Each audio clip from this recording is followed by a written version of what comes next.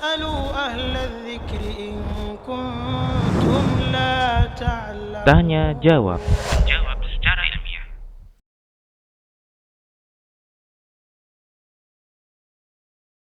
Jadi maksud dengan meluruskan niat hanya untuk mencari ridha Allah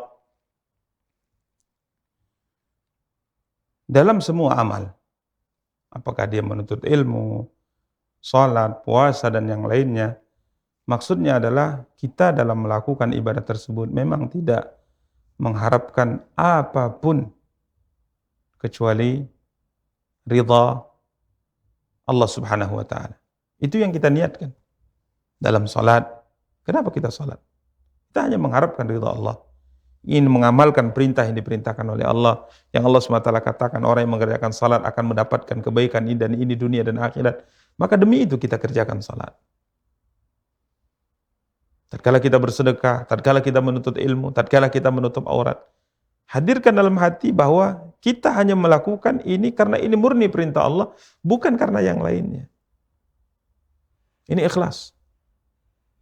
Ya, maka yang ditanya terkait dengan masalah menuntut ilmu benar apa yang dikatakan oleh Al-Imam Ahmad rahimahullah tatkala beliau ditanya tentang bagaimana seorang ikhlas dalam menuntut ilmu, maka dia ayanu yaraf al-jahli an nafsi, berniat untuk menghilangkan kebodohan yang ada pada dirinya.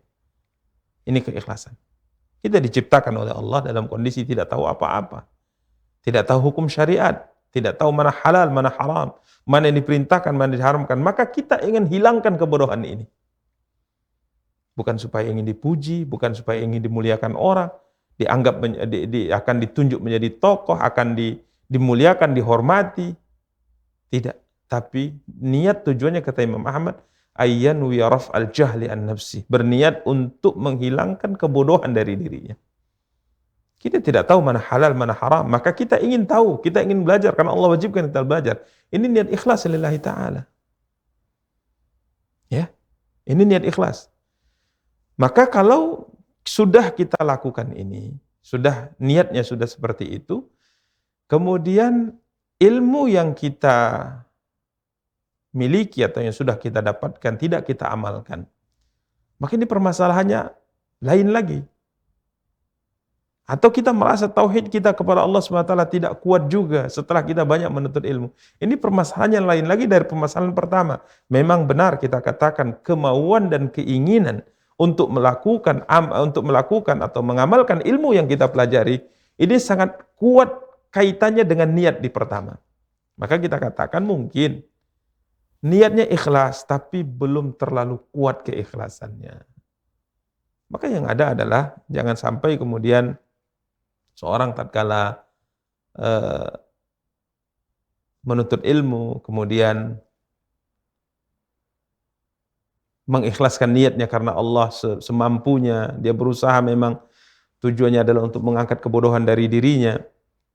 Kemudian di perjalanan ada beberapa ilmu yang tidak dia amalkan, kemudian dia malah menjauh dari ilmu itu.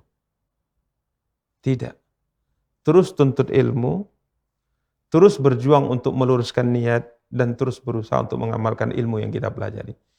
Karena memang perjuangan untuk meluruskan niat dalam ibadah itu sangat susah, sangat sulit, dan perjuangan untuk mengamalkan ilmu yang kita pelajari juga sangat sulit. Jadi jangan disangka para akhwat, meluruskan niat dalam menuntut ilmu, sebagaimana yang ditanyakan, ini perkara mudah, susah.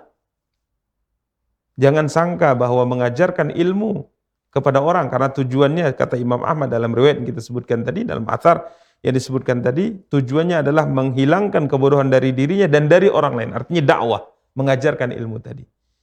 Maka jangan anti menyangka bahwa meluruskan niat dalam belajar itu mudah. Menghilangkan kebodohan dalam belajar yang ada di diri kita itu mudah. Jangan anggap itu. Karena ikhlas itu merupakan perkara yang sangat susah. Dan jangan juga menyangka bahwa mengajarkan ilmu kepada orang lain untuk mencapai keikhlasan dalam hal itu sangat mudah. Tidak, ini susah. Maka para akhwat, camkan sebuah hadis yang sangat membuat kita takut. Tatkala Nabi kita yang mulia sallallahu alaihi wasallam berkata kepada Abu Hurairah, tentang 3 orang yang akan pertama kali merasakan panasnya api neraka. Bahkan dalam hadis disebutkan tusa'aru bihimun nar yaumil qiyamah. Api neraka akan dipanaskan pertama kali untuk mereka. Sampai-sampai Abu Hurairah radhiyallahu taala membaca hadis ini, menyampaikan hadis ini, beliau pingsan beberapa kali, tidak mampu beliau baca hadis ini. Ya, tidak mampu beliau baca hadis ini. Tentang 3 orang yang pertama kali akan disiksa oleh Allah dalam api neraka. Merasakan panasnya api neraka pertama kali. Dari semua manusia yang ada, adalah orang yang salah dalam niatnya dalam melakukan ibadah-ibadah besar. Berjihad, bersedekah, belajar, dan mengajarkan ilmu. Maka sangat susah. Dan kalau Allah Subhanahu wa taala memanggil salah satu di antara 3 orang ini yang berkaitan dengan pertanyaan, ya ini orang yang membaca Al-Quran, mengajarkan Al-Quran, belajar ilmu Al-Quran, belajar ilmu syariat dan mengajarkannya kepada manusia. Allah tanya nikmat yang Allah anugerahkan kepadanya, maka dia akui nikmat itu. Benar ya Allah, Engkau telah anugerahkan kepadaku ini dan itu, ini dan itu. Dia akui semuanya. Sampai kemudian Allah mengatakan, apa yang sudah engkau amalkan? Maka dia mengatakan, aku membaca Al-Quran, aku mempelajari Al-Quran, aku mengajarkan Al-Quran kepada manusia, aku membacanya, tujuannya hanya untuk mencari ridhamu ya Allah. Maka Allah katakan, kadzabta, kau berdusta. Tidaklah engkau membacanya, kecuali agar engkau dikatakan sebagai qari Al-Quran. Jadi tujuanmu adalah supaya dipuji orang, dipanggil orang sebagai qari Al-Quran. Tujuanmu untuk belajar, niatnya adalah supaya dikatakan orang yang berilmu. Mengajarkan ilmu, menyampaikan ilmu, tujuannya supaya dikatakan orang berilmu. Maka akhirnya Allah SWT campakkan ia ke dalam api neraka. Waliyadzubillah. Maka kita katakan, ukhti, semoga Allah SWT menyelamatkan kita semua. Menjaga keikhlasan dalam ibadah apapun sangat sulit. Sangat sulit. Karena kita manusia yang suka dipuji. Siapa di antara kita yang tidak suka dipuji? Berbunga hati-hati kita dengan pujian. Besar terasa hati kita dan kepala kita, badan kita dengan pujian. Dan kita marah dengan celaan. Ini tabiat manusia. Maka menjaga keikhlasan dalam ibadah hal yang sangat sulit. Maka bantu antara sesama kita saling membantu dalam meruskan niat. Maka Nabi pesankan apa kalau ada orang memuji? Apa kata Rasulullah? Taburkan pasir di wajahnya. Karena ia telah memutuskan punggung saudaranya dengan pujian itu. Karena orang pasti dengan pujian dia akan terlena. Dengan pujian keikhlasannya akan rusak. Cukup kalau seandainya kita melihat seseorang yang bagus dalam membaca Al-Quran, tak usah dipuji di depannya. Doakan dia dengan kata-kata yang tidak didengar olehnya. Semoga Allah SWT jadikan amalnya amal yang ikhlas karena Allah SWT. Begitu juga yang lainnya. Maka waktu meluruskan niat itu merupakan perkara yang susah. Perkara yang sulit. Sampai-sampai seorang salaf mengatakan, a'zu syai'in fid dunya al-ikhlas. Perkara yang paling mahal di dunia, yang paling sulit didapat di dunia adalah keikhlasan. Sampai Imam Sufyan mengatakan, tidaklah ada satu perkara yang ingin aku luruskan, yang lebih sulit bagiku kecuali meluruskan niat.